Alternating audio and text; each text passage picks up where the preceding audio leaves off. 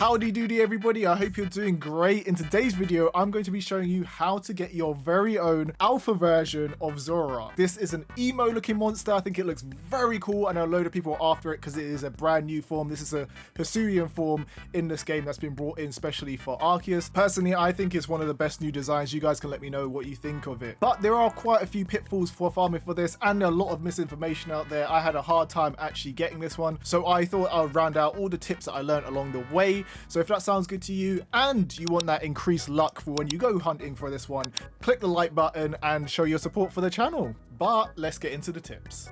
So the first thing to get out of the way is that this is a very rare spawn.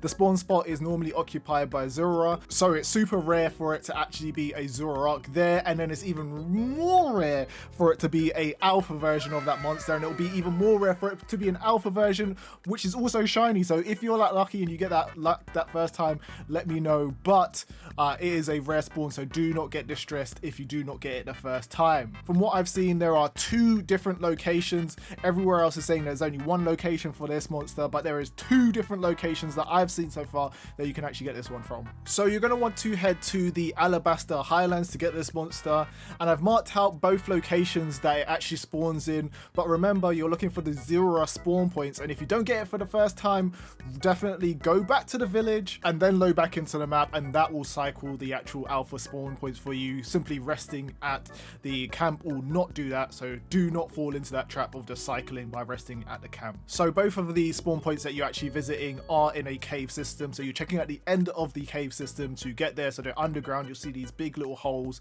Jump down in there and follow the cave system around, and then you'll definitely find the spawn location. Once you get to the spawn location, hopefully the alpha is there. If the alpha is there, then I would suggest saving, because even if you die or something happens or it gets away or something crazy happens, if you save, it will be locked on that map as well, so the spawn points won't necessarily replenish if you do save. So definitely save before you try to attempt this. I would suggest bringing along a few bits of equipment to make this a little bit easier when it does come around to catching, because for some reason this guy was just being a mad lad and jumping out of the Pokeball all the time. So what you're going to want to do is bring some bean cakes. I brought honey cakes that didn't work as well, so bean cakes is definitely the one for this dude.